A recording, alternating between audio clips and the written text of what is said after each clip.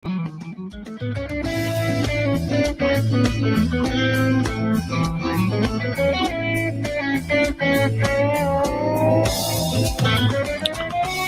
Music Row in Nashville, Tennessee, this is Hope for the Caregiver, the nation's #1 show for the family caregiver. I am Peter Rosenberger. I am bringing you 30 years of experience to help you stay strong and healthy as you take care of someone who is not. There are 65 million Americans right now that are doing this, putting themselves between a vulnerable loved one and even worse disaster. How do you help the caregiver? What does that look like? That's what this show is all about. It is Hope for the Caregiver. We are on iHeart across the country here, on the Truth Network, across the world on iHeart.com. So glad that you're with us. And if you want to be on the show, if you want to call in, if you're struggling with this, if this is where you are in your life and you're saying, man, I'm just pulling my hair out, I'm really having a difficult time with this, then here's the number to call. And I'm going to say it very slowly because my wife told me to say it slowly. So I will listen to my wife. I will heed the words of she who is my wife, Gracie. 800-688-9522. Gracie, I hope you approve of this. 800-688-9522. All right, that's about as slow as I need to go. Speaking of slow, we have... I'm sorry. I want to introduce the guy that's behind the glass making it all happen because he is so awesome. He's the Baron of the Board, the Sultan of the Sound, the Earl of Engineering, the man who tripped over an extension cord and single-handedly caused the government shutdown. He's John Butler, everyone. I'm taking all the credit, all the blame. Tripped Just over an give it extension to cord. me, yeah. You know, with that, and I don't mean to make light of it because it was a very serious thing, but they sent out that fake nuclear imminent warning in Hawaii. And then they say the guy hit the wrong button. I suspect that it was one of those pop-up ads. No. That like it said, do you want to send out the test or the real one? And the pop-up ad came up and he clicked on the test and it moved it. It was Johnny Henshaw. Do you know who Johnny Henshaw was? He was played by Steven Stucker. He was the guy in the movie Airplane. Oh, okay. That when the whole landing strip went dark and they showed him in the control tower, he's holding an extension cord unplugged. He says, "Just kidding." And he sticks it back in. That's fantastic. So I was thinking of you when the government shut down. I thought, I bet Butler just tripped over something and broke a fuse. Yeah. And just shut the whole government down. Hey, listen, we're not shut down here. We're glad you're with us. 800. Gracie says I have to say it slower, John. Well, because she's right, Peter. You have to say it slowly. People need to write this down because she they want right. to hear the beautiful dulcet tones. 800-688-9522. Or, if you like, 800-688-WLAC. Nice. How about that? Yeah. And if you're listening in Salt Lake or in Iowa, Richmond, North Carolina, we're so glad that you're with us across the country on the Truth Network, folks in Charlotte and Gastonia, High Point, Winston-Salem, and we are really thrilled that you're here. Got a lot to cover today. Later on the show, at the bottom of the hour, our Canadian caregiver correspondent. Oh, I love her. She's Tracy fantastic. Maxfield is going to be with us. She calls in from beautiful British Columbia, where I will be going later on this year to speak. Okay. At a Huntington's disease conference up there. They've asked me. This is the fifth one I've done. What time of year are you going? Actually, I don't think I'm going till November. So there should be snow. It's at the beginning of November. Okay. I don't know. I was wondering if you were going to escape the heat a little bit. I don't know. I might. But anyway, she'll be joining us a little bit later, and then we've got quite a bit to cover with her. She's going to talk about moving a loved one with dementia into a facility. Now, she's a dementia expert, and so you're not going to want to miss that. It's the bottom of the hour, and so I hope you'll join us for that as well. And as always, we like to offer little insights and tips, excuse me, for caregivers. I didn't mean to cough on the microphone there, John. What kind of professional am I? Don't answer that.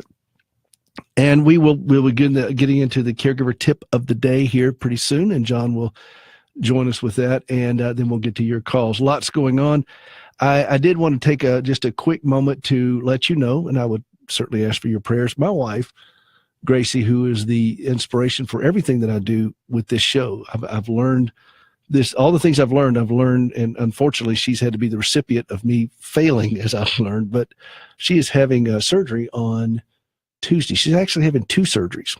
The doctor said, look, I'm only going to get one crack at you, so I need to do both of them while we're doing this because it's very difficult for her to deal with these procedures. But this is on her arm, her right arm, at the elbow and in her wrist. With the carpal tunnel with her wrist and the right elbow, the nerve has been pinched for some time and her fingers have gone numb, and now her right hand is starting to atrophy a little bit. And this all was, she was injured in the wreck with it back in 83, but it's been exacerbated by transferring back and forth to a wheelchair because double amputees use their elbows as load-bearing joints, if you will.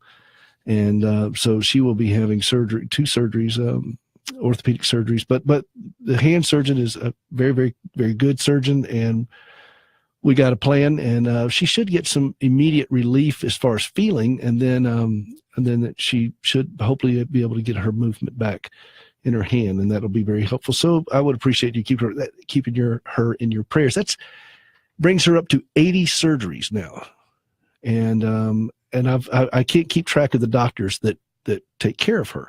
There's just too many, well over 80. So that's going to happen on Tuesday. But she's been through a lot, and she has a lot to deal with. So anyway, John, I want to get to really quick here before we get into anything else. Let's start off the day with our our caregiver tip of the day. This is an exciting part of the show, our caregiver tip of the day. Brought to you by AARP of Tennessee, and their motto is real possibilities, and they have an extensive outreach to family caregivers and a wealth of tools and information right at your fingertips. Go out to aarp.org/states, plural, states/TN for Tennessee. They've been a part of the show from the very get-go, and we've done a lot of stuff together, and they've got so much out there, and they wanted to sponsor the caregiver tip of the day. The caregiver tip of the day. Not going to do it anymore. No, you're not going to do it anymore. And we all thank you for that. Is releasing guilt. Releasing guilt.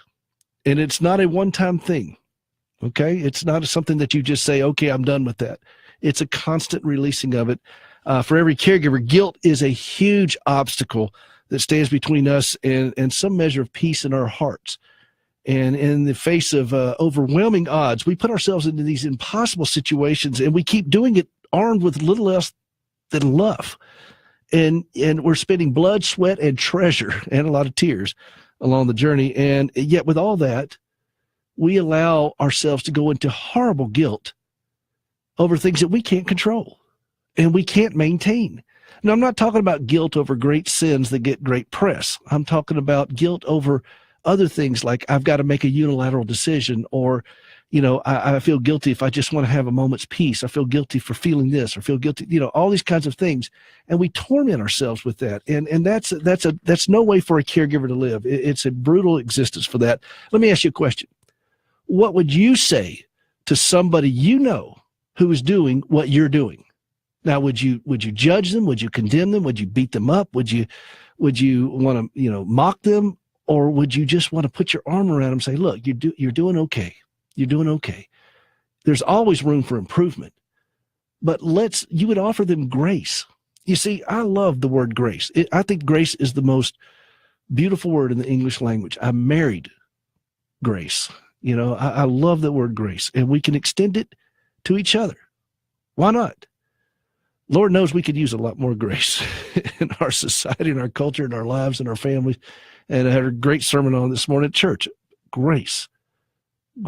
Unmerited favor, just grace. But we can be gracious to each other in this as well and speak to that guilt and say, you know what, it's okay. If you want to sit down and just have a quiet meal, if you need to go out and see a movie by yourself, it's okay. It's all right. Relax. It's okay. And we start releasing that guilt. Loving your neighbor as yourself implies that you love yourself. And it's mighty hard to offer something that you don't even understand. So let's start with being gracious to the one person who is standing between this vulnerable loved one and even worse disaster. And let's see if we can't work on releasing that guilt and realize, okay, look, you know what? We're doing something extraordinary here. And caregivers always beat themselves up for their job performance, but they rarely look at their job attendance record. And that's what we're focused on right here. You keep showing up for work every day without pay. Sometimes we're bedraggled, and sometimes we're swearing under our breath or even louder and sound like Yosemite Sam, one of my favorite characters from Looney Tunes. Sometimes we do that. I get that. But we can offer each other some grace in this. So that is our caregiver tip of the day, brought to you by AARP, Real Possibilities. AARP of Tennessee, they do a great job. Go out to aarp.org/states.tn and just see all the stuff that they have out there. All right, John, do we have time to squeeze in a call before we go? We may have to hold it over. I think we should get a setup on this. Is this Gracie calling to tell me that I said it right? This is David from Tobaccoville, North Carolina. David from Tobaccoville, North Carolina. David, welcome to the show. How are you? Doing fine. How are you? I'm just lovely. Thank you for asking, and appreciate you calling. What do you listen to on in Tobaccoville? What station? I'll listen to y'all. I don't know the call numbers right offhand, but WTRU, I think it is. And but don't hold me to that. Well, we're glad. What's on your heart and mind today? We're dealing with an 82-year-old cousin who just lost her last son. 5 years ago, she lost her youngest son at 49 years old on Christmas Day, found him in the house dead. And she just, on January 2nd, found her oldest son, 63 years old, dead in the house of apparent heart attack. And she has never spent a night alone, and she is devastated. She doesn't know what to do, where to go. So we're needing some help and some advice on how to find her a home, a assisted living place, or a nursing home, or what do we need to do? Well, that's you need to hold on, just because John has started. We've got to run to a quick break, and I don't want to shortchange this. So if you can hold on, we'll come back after the break. Yeah, this is a common problem. We're gonna weigh into this. Okay, can you hang on with us just a little bit, David? Absolutely. All right, thank you. Listen, we're going to get into this because this is an issue so many people are dealing with. Where do you start? What do you do? Who do you call? That's what we're here to help do, and we're gonna weigh into that in just a few minutes. Hey, this is Peter Rosenberger. This is the nation's #1 show for the family caregiver. We're glad you're with us. Don't go away. We'll be right back.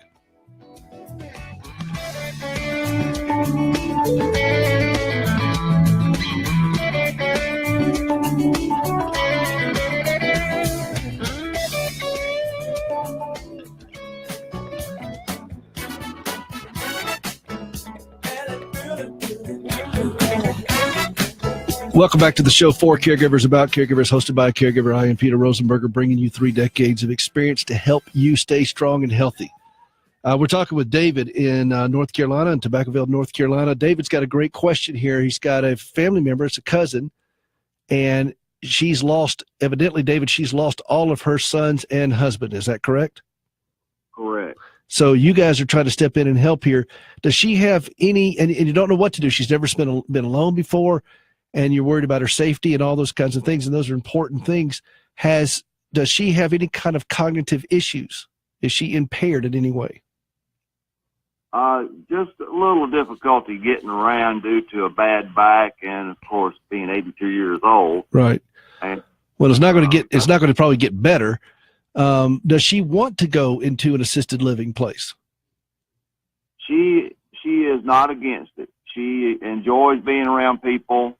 And, but she has never had to do it, absolutely having to have to do it. She has always had somebody around, and she's got a friend. Well, actually, it's the first son that passed away. His girlfriend is staying with her. This was 5 years ago, and she's still hanging around, wanting to be her friend and take care of her. And other than that, she doesn't have anybody that can stay with her full time. Well, and so she's open to going into a place where she could be safer and cared for a little bit better, correct? Correct. All right. What have you all started looking at some places? We haven't had the opportunity yet. It just struck home last night because the caregiver had to go to the hospital herself, and we were there at dark, and she was starting to have an anxiety attack, thinking that she was going to be left alone. And she says, I'm going home with you if no one else will stay with me. Well, there's nothing like that to drive the question, isn't it? Well, so it looks like you guys are in a place now where, because the caregiver went down, now everybody's got to kind of run into panic mode. How about setting an appointment with some of the assisted living places around that community? Does she have the resources to go to those places? I think so. Okay. You might want to do like a little checklist. Number one is, does she have some type of long-term care insurance plan or something that could pay for it, or some type of income that could come? Or would you have to sell her home? Do you have enough to bridge that over while you in that transition? And then find some places and interview those places and sit down with them and talk with them. They got folks there. That's what they do. But it sounds like you guys need to have a kind of a quick checklist. You tracking with me? Right. And then somebody's going to have to be a power of attorney, probably at some point. Maybe not right now, but if you're wanting her to do this, then she may get cold feet. She may get a little bit nervous about it, and then you guys will be kind of left holding the bag a little bit. So you've got to make sure that she is committed to the process, or has designated somebody to handle her affairs to do so. We have financial power of attorney, but not help. Well, that's one of those checklist things that you might want to look at and have that discussion with her. What is she comfortable with? What will need to happen in order? How fast could she move into a place? And then what do you need to do with the house? What's going to happen with the house and all of her belongings and so forth? And then when you move her into a place, we're going to have, I hope you listen in for the rest of the show, because I've got an expert calling in from Canada who deals with moving people into a center who have a little bit of dementia, or maybe even a lot of dementia, and how to help make that transition a little bit easier. Okay? But yeah, that's actually next segment. Yeah, she's calling in just a few minutes here, but that's a checklist I would start with. Okay, let's make sure we got all of our paperwork in order. You know, who's calling the shots. And then the second thing is, make sure she's committed to the process. If she's cognizant, doesn't have any issues as far as mental capacity and so forth, then she's got to be committed to the process of moving from one place to the other, because she doesn't feel comfortable. She's not safe there by herself, evidently. She doesn't think so, and she's going to have panic attacks. That's not going to get easier unless you guys want to bring somebody in to stay with her 24/7, that you would have to pay someone to do so. And there's always that option to stay with her at night. Now, is it just at night, or is it during the day that you need someone too? Absolutely at night, but she needs somebody off and on during the day. Well, see, if you wanted to, while you're looking, there are a lot of different services that you can use, and you can contract with one of those services right now in that area. I think you guys are north of Charlotte, and you could find a service that would come in at night and just stay with her. I mean, it's going to be a little bit pricey depending on what you get, what level of skill care you get, but at least somebody will be there in the house with her that's licensed, bonded, and insured. Don't just find a warm body. I mean, find somebody that's with a service that you could trust, that you could verify, and you can go through and make sure everything's okie dokie. Right. Does that help? Yes, it does. So you got a short term, you got a medium term, and you got a long term. And it sounds like ultimately she's going to need to be in a place, because all of her family's gone, and you guys are extended family. I mean, you're still family, but you're extended family. And so that's going to put an extra burden on you to kind of figure this thing out. So you're going to need all those kind of things lined up. And then once you do that, then you start acting on them. But the first thing to do is okay, what do we got to do for her to be, it's Sunday afternoon, nighttime is coming to North Carolina here in just a few hours. What's the plan? That kind of stuff. And then maybe contract with the service that could come in and do it until you can find the right place to move her into. How's that sound, David? It sounds good. Sounds great. All right. Well, listen, don't. We hang up. I got to go to the break here, but make sure you stick around and keep listening for this next segment, because Tracy's going to weigh in on this, calling in from British Columbia and talking about moving somebody in, and that's going to really help you a lot, I think. Okay. Okay. Thank you so much. Hey, listen, appreciate the call, David. I really do. Thanks for listening over to North Carolina. This is Peter Rosenberger. This is Hope for the Caregiver, the nation's #1 show for family caregivers dealing with these kinds of issues and so many more. We're glad you're with us. We'll be right back.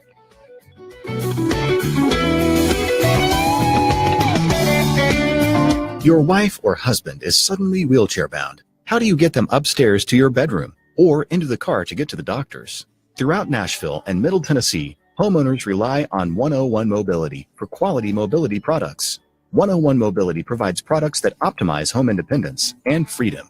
Whether it's straight, curved, or outdoor stair lifts, auto lifts, permanent or portable wheelchair ramps, home elevators, pool lifts, bath lifts, automatic door openers, even grab bars for the shower or tub, 101 Mobility can meet your needs. And if you are a business, they can make sure you are ADA compliant. And even if your needs are temporary, 101 Mobility has product rental options.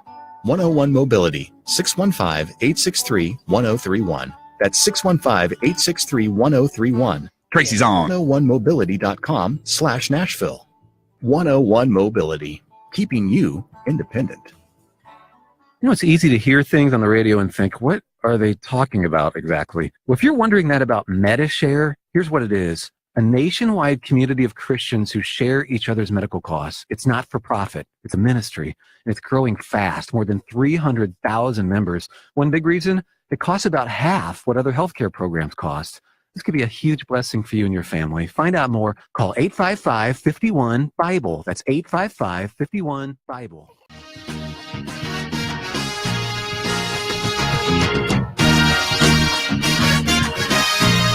Hey, well, I'm a friend, a stranger in the black sedan.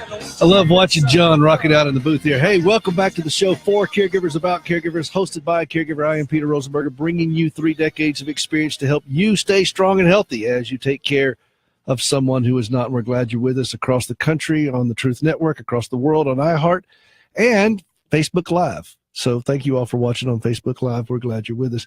And guess what, John? What's that? It is our Canadian caregiver correspondent. Oh, fantastic. Tracy Maxwell is calling in from British Columbia, as she is wont to do. Oh, yes. And we're glad she's with us. This segment is brought to you by Morning Point Senior Living and Memory Care, creating meaningful days every day for the seniors they serve, morningpoint.com. And this is very fitting because Tracy is going to bring a wealth of information on how to help folks with dementia transfer into assisted living, senior care, and memory care centers. So, Tracy, welcome. Welcome back. Hi. Happy New Year, Peter. Happy New Year to you. Wait a minute. First off, how are things up there in Canada? Cold. Well, we had to shut down the rhinestone mines here in Tennessee because it got so cold. But and by cold here, by Tennessee standards, is 29 degrees Fahrenheit. No, it was cold. It got a little chilly. I mean, I saw politicians with their hands in their own pockets. I mean, it was cold. All right. So anyway, Tracy, we just had a call about a guy who was struggling with this with a family member. They were having to make some quick decisions and hard decisions. She's 82 years old. And this is a recurring problem. People don't know what to do necessarily. And then when you put the family member into the path of going into assisted living, it's not all just, hey, let's just go ahead and move in. There's a lot involved, particularly when you have somebody with early dementia or Alzheimer's or something. There's a lot of moving pieces with this. And so that's what you're going to hear. You're here to tell us about today. So go ahead. Yes. So, I mean, this is a problem that's very common worldwide. And I think one of the most challenging things with families, and especially for the caregiver, is when you've been working so hard and dedicated really your life to caring for your family member or your loved one, all of a sudden things change, and it may be because the person has so many medical needs and care needs that you possibly can't manage, or it may be that your health is now compromised and your medical team are advising that you need to move your loved one into a care facility. The challenge is that there is so much guilt that's attached to that. It's the till death do us part that you say in your marriage vows. And for the family member that maybe is putting their dad in, it's something that they never, ever thought they would have to do. So there's the guilt behind that of blaming themselves. Should they do more? Could they do more? Could things be different? I think the most important thing to remember is that you have done the best that you have done, and you can't give any more unless it compromises your own health. And so people should never, ever feel guilty. I think the decision to make that move is actually something that we should say kudos to you, to recognizing that now is the time that other professionals need to step in and take care of mom or dad or your husband. And it's time for you to start looking after your health. So when the team has kind of broached that subject of it's time for, let's say, Joe to move on to another place, I think what you need to do is sit down with friends and family, those that you trust implicitly and that you feel very close to, and decide, what are you looking for in that memory care center? What is important that will sustain your loved one and give them really good quality of life? And so it's write down the key points. You want to go somewhere where it's going to be excellence in care. What kind of social activities? What kind of spiritual activities do they have there? Where is the location? So those are the things that you would have to think about with regards to where they want to go. For the actual person that is having to move, I think it's something that you should, unless they are still at that level where they can understand what is happening and can have a say in it. And it's very doubtful at that point that you would be moving them in those stages. But if they are in the advanced stages, that is not a conversation you want to have with that person, because when they have dementia, their reality changes minute by minute. And at some point, they could be in the present, and others, they could be 10 years in the past, 30 years in the past. And so to hear that you're actually moving them away and that the thought of they'll never see you again, which is not true, but that is their fear, will create so much angst and reactive behaviors that it's really not fair to the person, and it's most certainly not fair to the caregiver, who's then going to have to deal with that. You know, as you talk about that, it goes back to your guilt thing, and that was our caregiver tip of the day that we did earlier in the show, was dealing with guilt, because they're going to feel guilty for not telling this to the person, but you can't have that conversation very well with somebody who has dementia. And they don't need to feel guilty about it. I know you will. You're going to, but sometimes there's a chapter in my book that's called If Only There Was a Book for Caregivers. Oh, wait, but there is. I wrote it. But it's there's a chapter called Unilateral Decisions. And sometimes we just have to make unilateral decisions. And it's painful. It's hard. We don't like it. We feel bad about it. But at the same time, let's not make their life a lot harder by engaging with them on things that they're not prepared to handle. Absolutely. And in dementia, it's not even a little white lie, because it's not that you're lying to them. You're just not going to engage them in that aspect because it's going to cause them too much distress. And you don't want to hurt the person. And when the time comes when they have to relocate to the memory care facility or wherever they're going to go, then it's a case, I think, of working together with your team. So it may be that you enlist the help of your minister, or maybe a close friend or family member, or your doctor. And it's getting things ready to go, but not overwhelming the person, and maybe explaining to them, oh, we're going somewhere for lunch, and somewhere special for lunch. And when they arrive there, then you stay and you do actually have lunch with them, and then maybe engage in an activity or with the staff, something that you know interests the person. For example, here in Canada, many years ago, I had to move a gentleman to a memory care facility. His wife was very concerned, knowing that he would be very angry when she left. This gentleman used to fly the planes that put the fire retardant on forest fires, and at that time we actually had a forest fire in the area.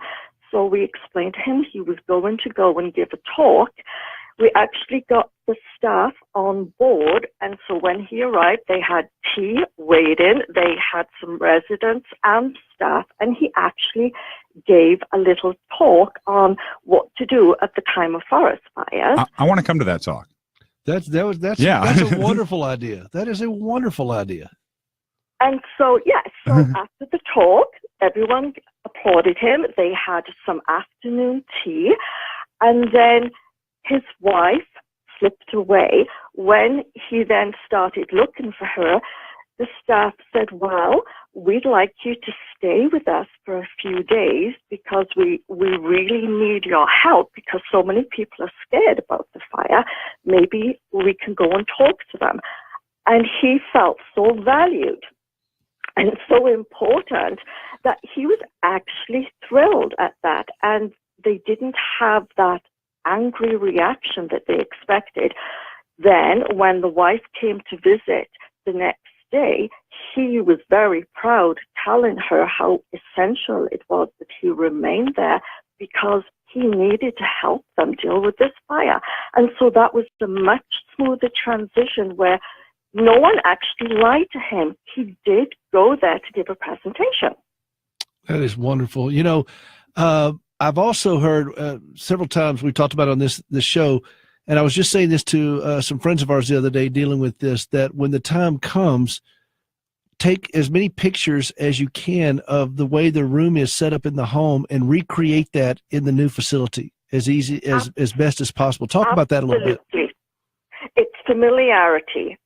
You want to take pictures, photographs, if they have a favorite blanket or music, things that are meaningful and special to them right now in their home, a memory book. So when they go there and they start becoming a little anxious and wondering what's going on, the staff can sit and go through the memory book or point to some photographs and engage them in a story, because long-term memory still comes to the forefront more often than obviously short-term memory passes in a matter of minutes. And they can engage you with the most wonderful stories of when they were a child or meaningful events that happened when they were in their 20s or 30s. And by having familiar things for them, like that favorite blanket or even a soft toy, lots of older ladies, knitting bags. Lots of them still knit, and even if they can't knit, they can still play with the yarn and roll the ball of wool. Things make them feel not only that they're in a familiar setting surrounded by things that they love, but also they have a purpose. Talk a little bit about how important food is in this transition. Food, nutrition is the utmost importance because obviously it helps our immune system, it helps our strength, it prevents dehydration, and we also don't want the person to have an infection, to develop delirium. I think what caregivers need to do is, when they're looking at moving to their loved one to a memory care center, is actually to go there and ask if they can actually stay for supper or lunch and see what food is provided. They also want to make a list of what their loved one's favorite foods are. Yeah, that's where I was going with it. That makes the transition smoother, is if they've got something that they really like to eat that's already there. Absolutely. And if they're not able to do that, then maybe you make it and take it so the person can still partake of that particular food. But I think talking with the facility or go in there and engaging the staff and those that work in the kitchen about what kinds of foods your loved one enjoys is really helpful, because if they sit at the table and they're not willing to eat anything because it's something that they don't enjoy or it's not meeting their dietary needs, then that's going to have a problem, and that again is going to create anger and anxiety and behavioral issues, and that's not what we want to do. We want to help them feel that they now belong in this new home and that people are caring for them, and it's kind of like a home from home with a slight twist. It's never going to be home that you remember, but it's going to be the next best option. And with the support of the caregiver, it can actually be a very, very good quality of life until the end. Well, this is why I love having you call in, and we get into the nitty gritties, and it tied in beautifully with everything we've talked about today, because we had this gentleman calling last half hour, struggling with kind of what to do, where to go, where to start, how to make this transition. Our caregiver tip of the day was about releasing the caregiver guilt that we have. And then here you come, Tracy, as our Canadian caregiver correspondent. Are you okay with us calling you that? Absolutely. I think we should probably put a classy in there too. Classy, classes up the place. Classy Yeah. caregiver, Canadian caregiver correspondent. Well, this is Tracy Maxfield, and I just jumped in because our viewers have gotten to know you a little bit. I mean, viewers and listeners, but I didn't give you all your credentials. You've been a dementia care nurse for now over 35 years. You really understand this world in ways that few do, and you just bring such a calm authority and so many wonderful insights to this. And I'm going to put this out on the blog. Now, Tracy, last time you took down all of your social media stuff, so I couldn't link to anything. You kind of went off the grid. I don't know what's going on with you up there in Canada, but did you ever go back on the grid, or are you still off the grid? I'm still off the grid, and that's unfortunately because I acquired a very, very nasty troll. Well, okay, yeah. Yes. So I decided I would. My brain just had a collision with my mouth. My brain just had a collision with my mouth. No, but that's completely understandable. All by right. the way. So what we're going to do is we're going to put this out on the blog post later on. We'll put it out on social media. But this is Tracy Maxfield, our classy Canadian caregiver correspondent, bringing a wealth of insight to Hope for the Caregiver. And that's what we're all about here, is giving you practical tools and a well-lit path to safety where you can make better choices, take a knee if you need to, catch your breath, and then start making healthy choices for yourself, because healthy caregivers make better caregivers. Tracy, listen, we'll talk to you next month, okay? Absolutely. Always a pleasure. All right. Thank you. Your wife or husband is suddenly wheelchair bound. How do you get them upstairs to your bedroom or into the car to get to the doctors? Throughout Nashville, I love her. Middle Tennessee, homeowners rely on 101 Mobility for quality mobility products.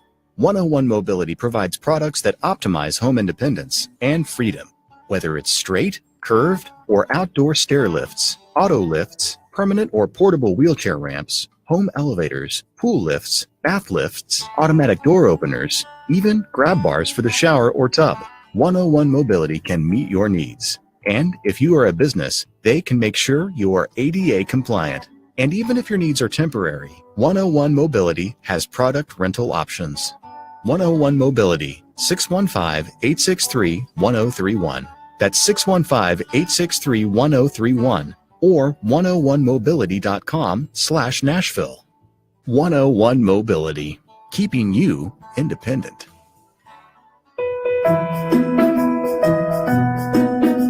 At Hiller, our number one priority is to make you happy. Since 1990, homeowners have trusted our family to take care of yours. Our professional technicians are trained to deliver reliable plumbing, heating, cooling, and electrical solutions 24/7. We want you to be a happy customer for life by saving you time for the things that matter most. A little warm, actually. I'm trying to figure this out. I know. I walked in. It was awesome. Hear things on the radio and think, what are they talking about? Glad I didn't wear a jacket with this. Wondering that about MediShare? Here's what it is. A nationwide community of Christians who share each Oh, it's splendiferous. Absolutely. I look like an adult for once. And it's growing fast. More than 300. Oh, thank you. One big reason? I'll be in later. Don't worry. Half what other healthcare programs cost.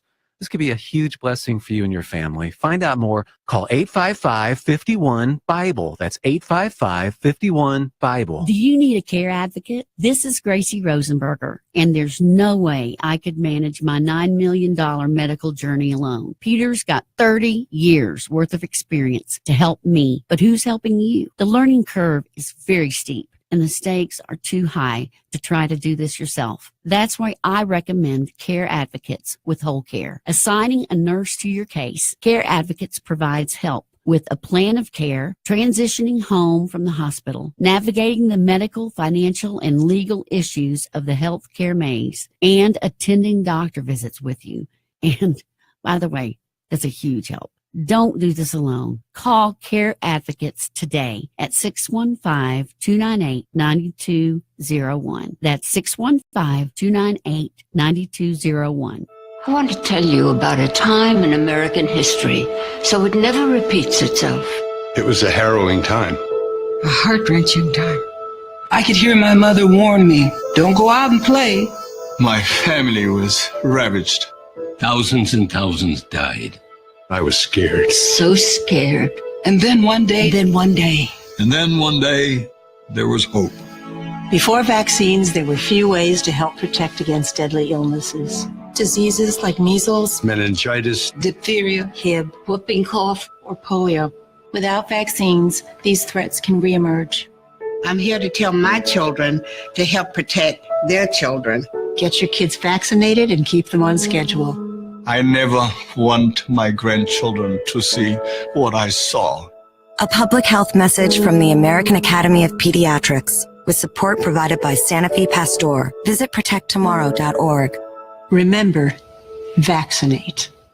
This is Talk Radio 1510, WLAC.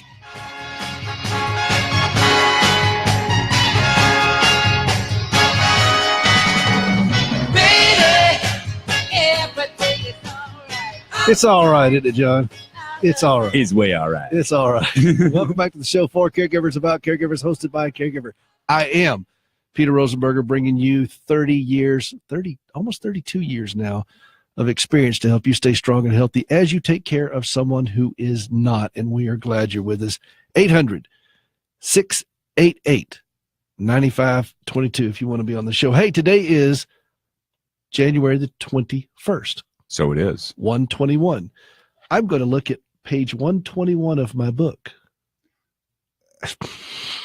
Coffee silly. The skeptical look is peering at you through the double pane glass. Page 121. It says, "You're not alone. Find a support group." And that's what I encourage people to do, is get involved with support groups. And here's a lyric from a song that I wrote with Gracie, and she sings this marvelously. And I will stand with you when you cannot stand alone. I will fight for you when all your strength is gone. I will sing for you so that all can hear your song. Take my hand, lean on me. We will stand. And that's how we're going to do it together. We're going to stand. And Standing with Hope is the ministry that Gracie and I started years ago when she gave up her legs. She was laying in a hospital bed following the surgery. I mean, literally, she had walked for the first time as a double amputee that morning. And she happened to see a documentary about Princess Diana helping amputees over in Southeast Asia. And I came back, I'd left, came back after lunch and checked on her. And she's there in the hospital. I mean, she's been a single amputee for 4 years. Now she just lost her remaining leg. And she still got the bandage and dressing and drainage tubes and everything else. And she said, "I've got a vision. We're going to start a prosthetic limb outreach overseas." And I looked at her and I thought, we just went through surgery of losing your legs. Can we just kind of catch our breath and, just be normal for a little bit? Oh no, we can't be normal. We left normal way back. We're looking at normal in the rearview mirror. And she had this vision and bless her, it came about. And for now 13 years, we've been working with the country of Ghana. We teach and equip their local workers how to build prosthetic limbs for their own people. We collect used limbs from all over the country. They go to a local prison here where inmates volunteer to disassemble them. And I just went through the training program the other day to up my level of official volunteerism. Right on. So I have a little badge and everything. Normally I just go in and I'm escorted in. Right. Sometimes I've wondered if I'm going to be escorted out or not, well. But that's a separate issue. And so I go over there and I get to hang out with the inmates who do this. They volunteer for this program. They have to earn the right to be able to work in the shop and so forth. They disassemble limbs that come in, and we recycle the feet, the pylons, the knees, the screws, the adapters, the liners, the sleeves, the prosthetic socks. we can't save the socket. That is custom fit for every patient. So we'll build a brand new socket over in West Africa, and then we will use these recycled components to help provide a quality prosthetic limb. Some of the knees that we get that come in, for example, for an above knee limb, $6,000, $25,000, $50,000 knees. Yeah, these are that joint is difficult to do. Well, and people are they don't know what to do with it. Their loved one died, and some of these legs hardly were even worn. Yeah, and you going to throw that in the trash? No, man, those things are incredible pieces of equipment for folks that can give them a new life, and so that's what we do. And then we launched the second program, which is the Family Caregiver Outreach, and that's what this show is all about. And so you're listening to it. Yeah, you're listening to it. But Standing with Hope is that's the core of what we do is with Gracie launching that, and Core Civic is our sponsor over there with the limb program, and they help with the inmates and provide us a place to do this. And it's an amazing work. And I just got in just this weekend. They were working on it, and I get an email that says, okay, here's what came in and so forth, because the supervisor there will log it all into the computer, and I'll get an inventory list of all the things that are coming. And then when we get a certain amount, then we put it on a pallet, and we ship it away. And it's really kind of cool. And inmates tell me all the time how much they love the work, that it's interesting work. They've never done anything like this to help people with disabilities. I've heard all kinds of comments, and so we're very grateful. And if you want to be a part of that, that's at standingwithhope.com. Standingwithhope.com, which is the presenting sponsor of this show, and you can see more about the work we do with Core Civic and the program over there, corecivic.com, with many faith-based programs for the inmates. This is a great work, and we're having a great time doing it. We're so glad you joined us. I will have the show out on podcast, The Caregiver. It's called caregiverpodcast.com, and you can get it for free. There's so many different resources we have out on the web at standingwithhope.com. Please take advantage of them. We put them out there for you so that you can have access to know that you're not alone, that we will stand with you. I need people to stand with me. That's how we do it. And we'll see you next week. Standingwithhope.com for more. This is Peter Rosenberger. Thanks so much for joining us.